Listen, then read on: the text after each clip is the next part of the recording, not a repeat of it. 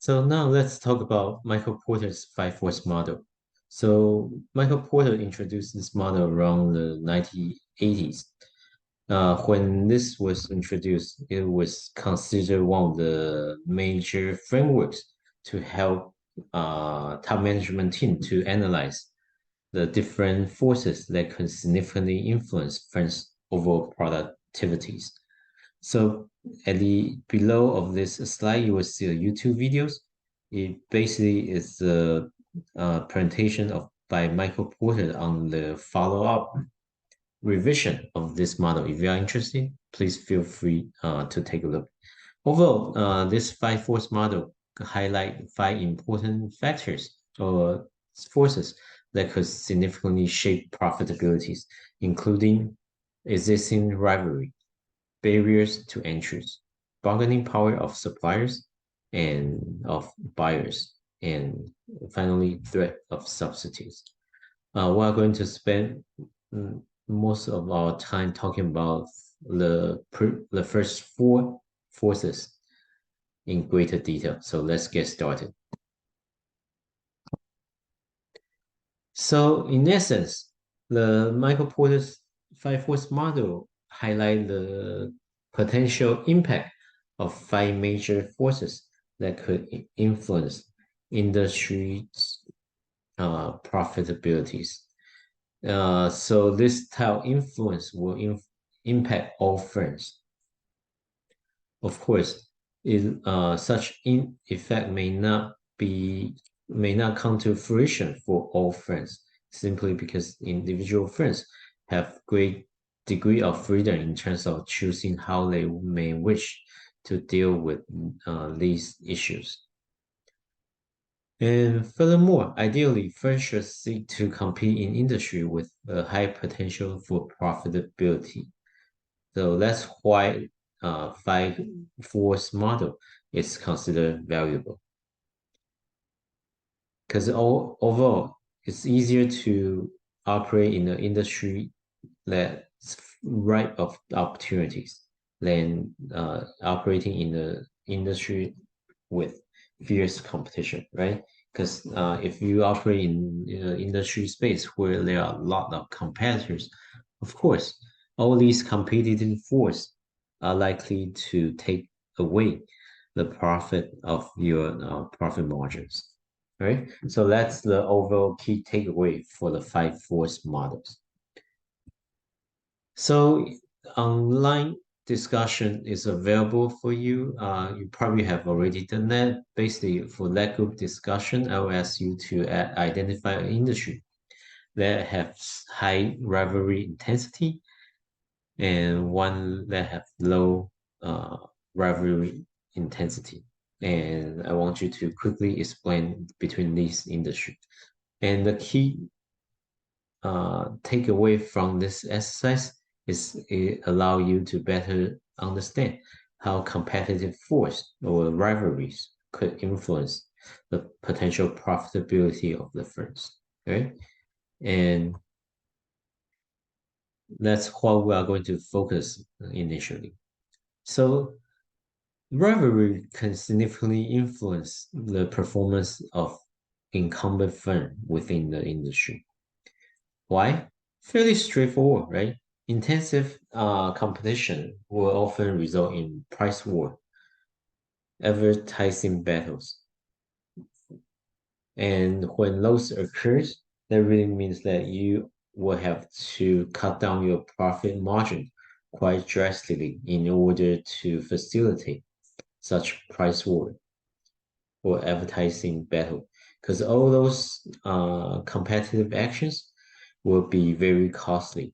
Imagine in order to cut down price, you really need to figure a way to reduce the operational cost for yourself. Then you can take away those costs and transfer them to a cheaper price for customers. Same thing with advertising battles. You need to advertise through various media space, and that is very costly. Others, competitive actions such as new product introductions or modification are considered even more costly, right? Oftentimes, when company devote significant amount of R&D, research and development budget, you may not be able to obtain reasonable products, and that would be a waste of money, right? So, intense competitive field will basically fundamentally increase the cost of doing business in that particular industry. And there are eight factors that study have shown that could significantly influence competitive intensities. And let's take a look. First factor is the concentration of competitors. So in this is fairly straightforward, right? Industry with a few firms tend to have less competitors. As a result, operating in that particular industry space would be less competitive. In contrast, industry with a lot of competing firms operating within the same small space most likely would be very difficult for them to survive because everyone else is trying to compete against one another. They will try to outbid one another in either price, advertisement, product development, customer service, etc. Right? The more competitive is, the more costly it would be. One of the objective way you can measure competitiveness within the industry is using Herfindahl's index. This index is a sophisticated measures, but intuitive one that will capture market concentration of different actors, different stakeholders. It often is used by government regulators and industry analysis. It's created by simply calculating the sum of square of the market share for each rival firms competing in the space. And the higher the number, the more concentrated an industry is.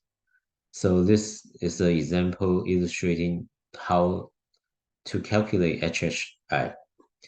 Assuming that five competitors each have equal market share, then the HHI would equal to 2,000 if we simply calculate the sum of square of their market shares. However, if they are a competitor with one dominant players with 65% of the market share and seven additional competitors each have 5% of market share, the HHI index would become 4,400, right? So that is a way more competitive space compared to the first example.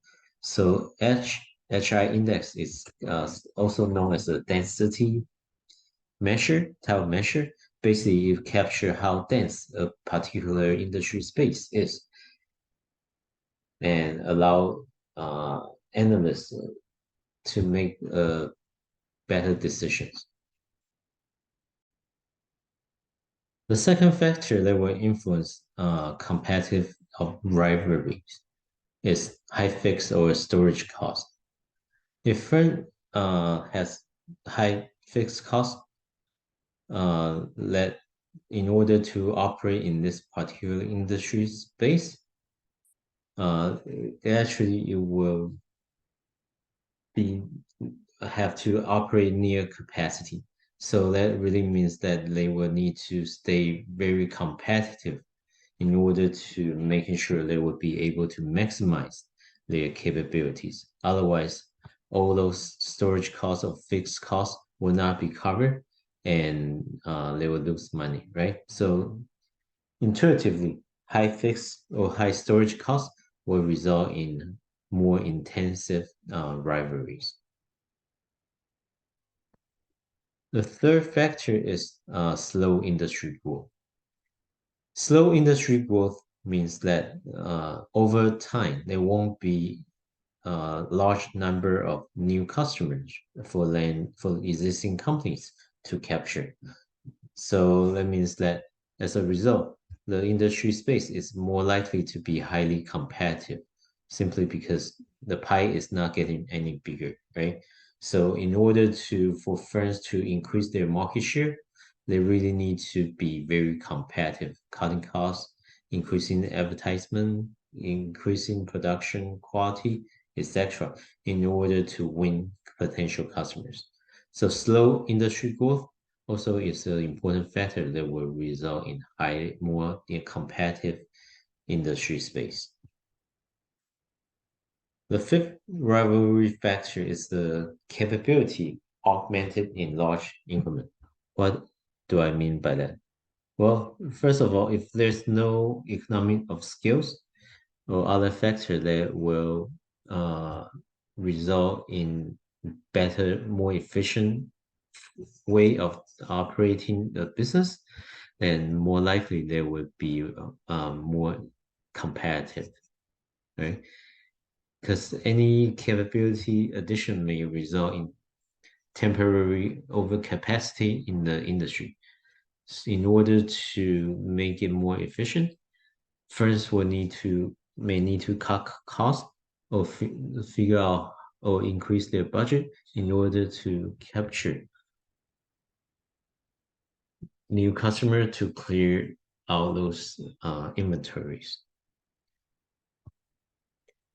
Sixth factor is the diversity of competitors.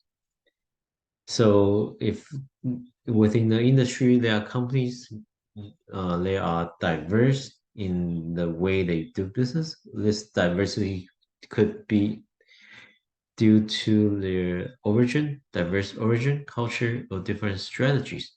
They will likely result in different goals, mission, and different way of competing.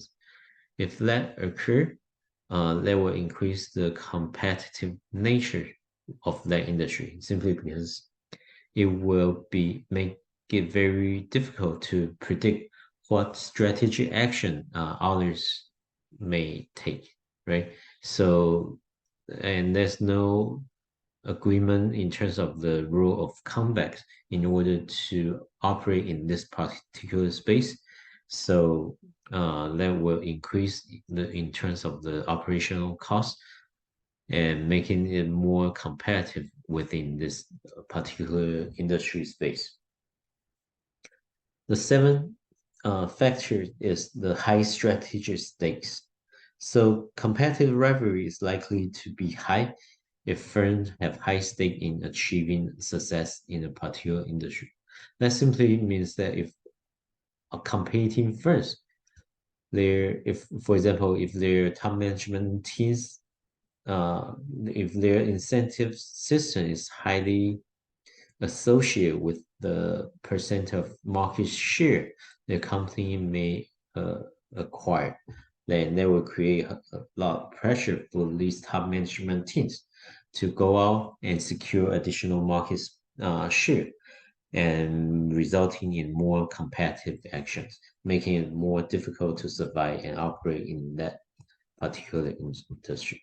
That's why high strategy stakes will result in more competitive rivalry in the industry space. Eighth is high exit barriers. Exit barrier refers to the cost that firm must to take if you want to leave a particular industry. High exit costs often will result in more competitive industry space simply because, well, if it's very costly for you to exit the space, you really don't have a strong incentive to exit, right? You basically will want to stay within the industry and ca- capture as much market space as possible. And another major force is threat of entries. So new entrants often will threat the profitability of existing firms simply because with every new entrant, uh, you increase the number of competitors. And these new entrants often could come in with innovative practice or innovative products. They may have additional unique resources that would help them to capture market share. Otherwise, why would any new company want to enter into a particular industry space, right? So the likelihood these new competitors will uh, be competitive really depends on the barrier of entries, right? And we'll talk about the various barriers of entries in the next few slides. And large firms, existing firms, or often will figure out how to create these entry barriers to prevent potential competitors getting to their industry. So in the online group discussions, uh, you will have an opportunity to identify an industry that have low barriers to entry and the one that has high barriers. This process of this discussion will help you to better identify potential factors that will prevent um, new entrants across different industries, right? So please be sure to work on that discussion exercise. Overall, there are 7 factors that could influence the threat of entries. First factor is that economy of scales. Basically, the cost saving gained by increasing production levels. So you can actually obtain substantial economy of scales, and that will deter new entrants from coming to your business. Because if you are able to save costs by ordering a significant quantity of uh, supplies from your suppliers, and if you are able to operate more efficiently with a mass productions and with a standardized process, then you ultimately create a strong barriers to prevent others from entering your industry. Because those new entrants will find it very difficult for them to achieve such economy of scales initially, simply because they are not known in the industry space and customer does not have much buy-in initially. So it really takes time to develop those economy of skills. Second important entry factor, barrier to entry is brand identity and product differentiations. So established firms could often create a strong barrier of entry by establishing a brand loyalty among their customers. So whenever customers think of purchasing a particular type of products, they will often associate or think of the established firms. So by developing such brand loyalties, company can ultimately create barrier for entries. Furthermore, a company can also figure out how to differentiate their product by uh, creating innovative product features. Doing so, they will help customer uh, to be better motivated to purchase their products. So as a result, all those practice will prevent new entrants from entering into that particular space. Third factor is capital requirements. If higher entry cost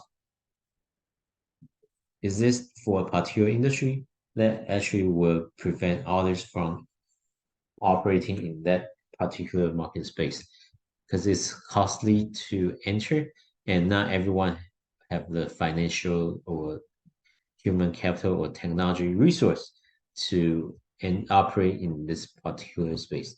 So high capital requirements often would be considered a good example of a barrier for entries. You can probably think of many examples for example, airline industry, right? Or many of the manufacturing companies will make it very difficult for them to enter in, for new entrants to enter into those market space. Boeing, for example, is one of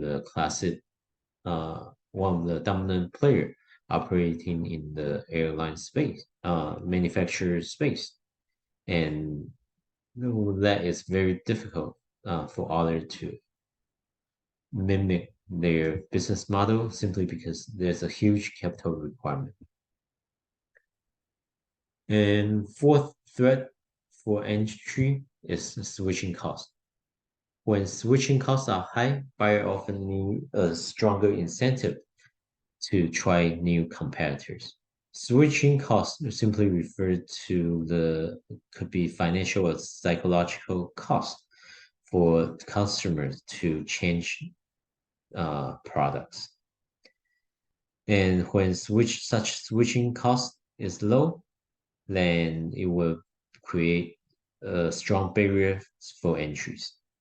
But for a good example would be iPhone uh, that's is created by Apple Computer, right? They have created their own ecosystem. So iPhone users, they are accustomed to the user interface of iPhone and making it difficult to switch into Android phone. That's one of the examples. Another example would be Amazon, right? It's they make their process the consumer purchase experience very streamlined and very easy to use, making it very difficult for existing customers to switch to other online shopping platforms. So those are some example illustrating how high switching costs will prevent new entrants from entering to the market to this particular industry space. The fifth threat of entry would be access to distribution channels.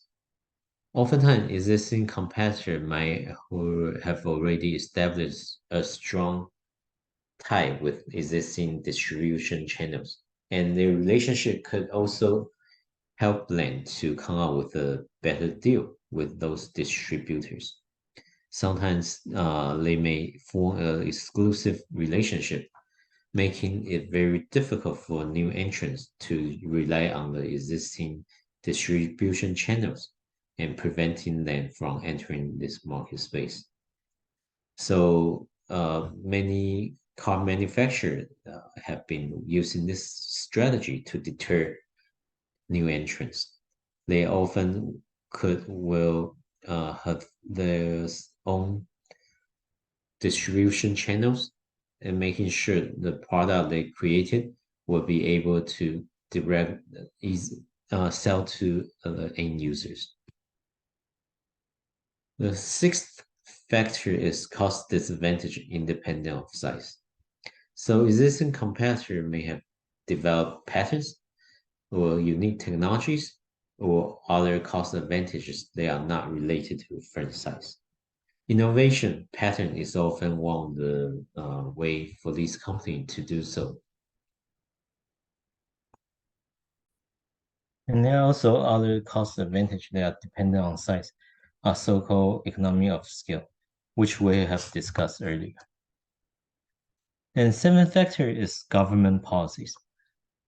Government often will have direct control in terms of who will be able to operate in a particular market space. Those could be very industry specific. A good example would be alcohol sales in New York State, right? They are heavily regulated. And also health care providers, insurance companies, and banks. Those are other examples illustrating how government can have strong say in terms of who could operate and their policy can play significant influence on entry and create entry barriers. That's why a lot of the time large corporations often will have lobbyist group and to help them to persuade government official to creating favorable conditions for their firm. And there are also uh, additional uh, force that would be important to understand on how they will influence firms' profitability within this industry space. One is substitute.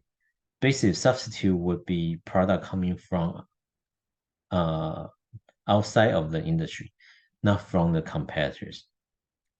And substitute often present acceptable alternative in some cases, but not others. A good example for substitute is if we simply look at coffee, for example. What would for a company offering coffee beverage, a close substitute would be tea, right, or juice, or alternative products that can satisfy the same uh, type of needs from end users, right? So that if there are a lot of substitutes in the particular industry space, they will make it less likely for firm to be profitable. And buyers also will have a strong influence in terms of the overall profitability of the industry.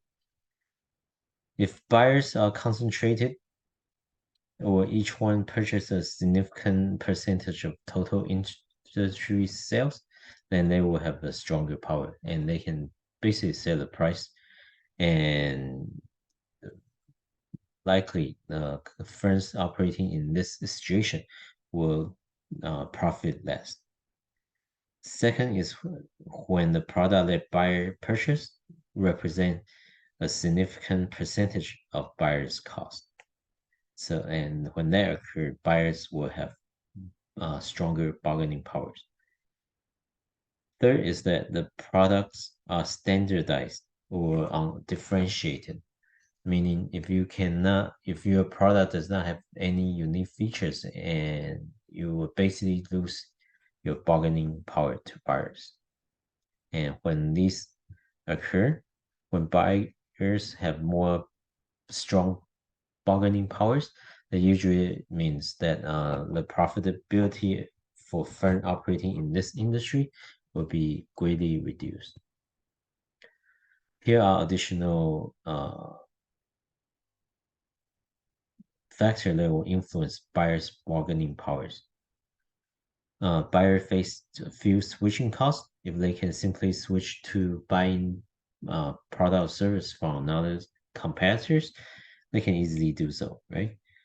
If buyer earn low profit, creating pressure for them to reduce really their purchase cost. So when that happens, that really means that buyers have a very thin margin. In order for them to stay competitive, they would have to become a strong bargainer. Six is when buyers have their own suppliers. Of course, they don't really need to purchase goods and product from other companies.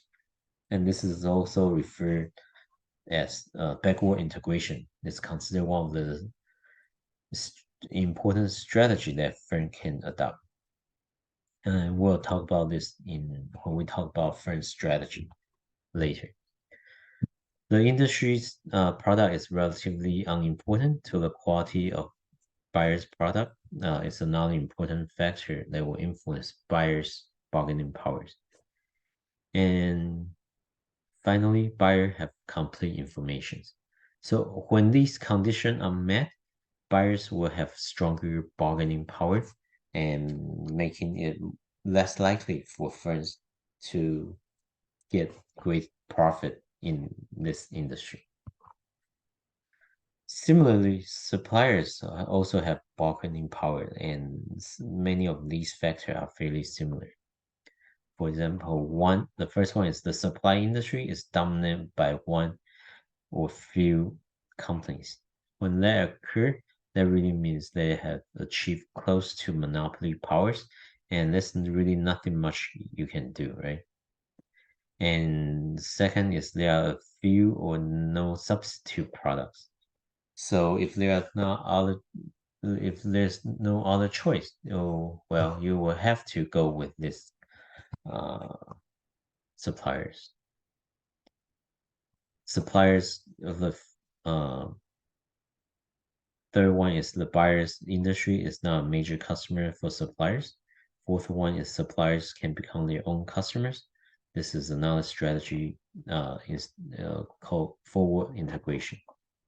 Fifth one is suppliers' product are differentiated or have built-in switch costs, reducing the ability for buyers to play one supplier against another. So all these factors will influence firm's profitability. And if you look at each factor closely, you will see that they either change the demand side of the equation or supply side of the equation, right? So the above discussion highlight a more detailed explanation of how the five force will influence first potential profitability within the industry. However, although Porter's five force model is uh, very useful, it provides us a framework to understand competitive force and how those force will influence our firm's profitabilities. There are certain weaknesses within this model. First of all, it assumes that there's a clear, recognizable industry, and it doesn't consider other partner firms. So this can be quite tricky because some industry, especially for emerging industry, there may not be a clear, recognizable industry space.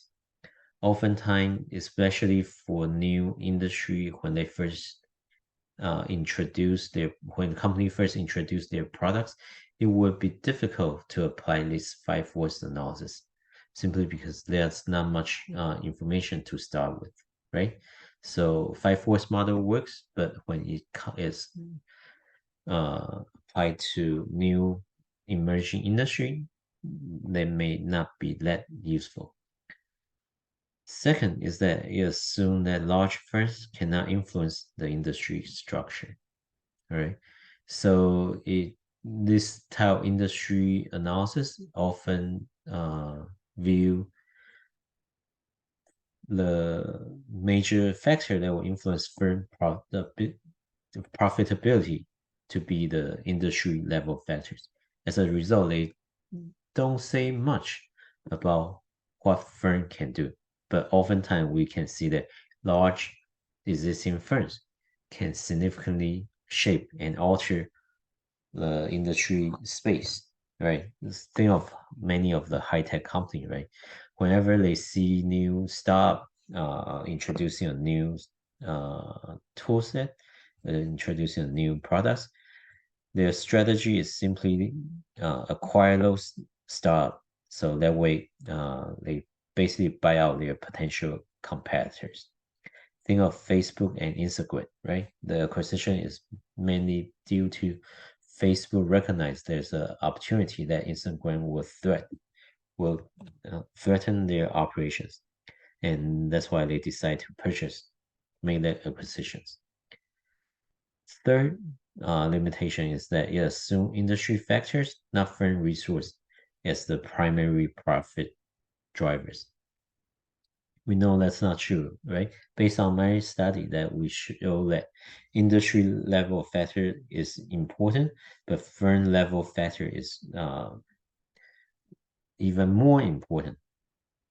In our context, in using crowdfunding pitch, we found that firm action, firm response, or any other firm-related factor, its impact on profitability or firm performance is 5 times greater than industry-level factors. And other studies using more mature industry space have found firm level effect to be twice or 3 times more stronger than industry level factor. All those really highlight that firm resource play an important role. Yet Michael Porter's 5 force model doesn't really account for that. And further, it's difficult to apply to firm operating in multiple countries, where firm industry may vary considerably, right? So overall, one of the issue with Michael Porter's 5 force model is tend to be less dynamic.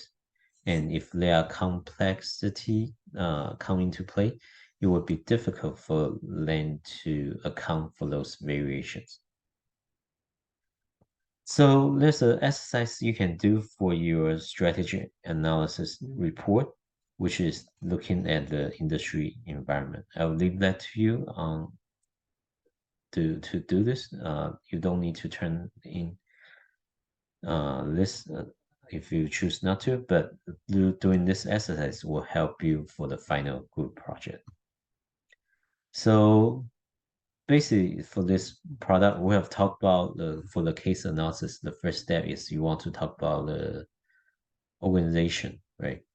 And we also have talked about some of these web source where you can find about company information.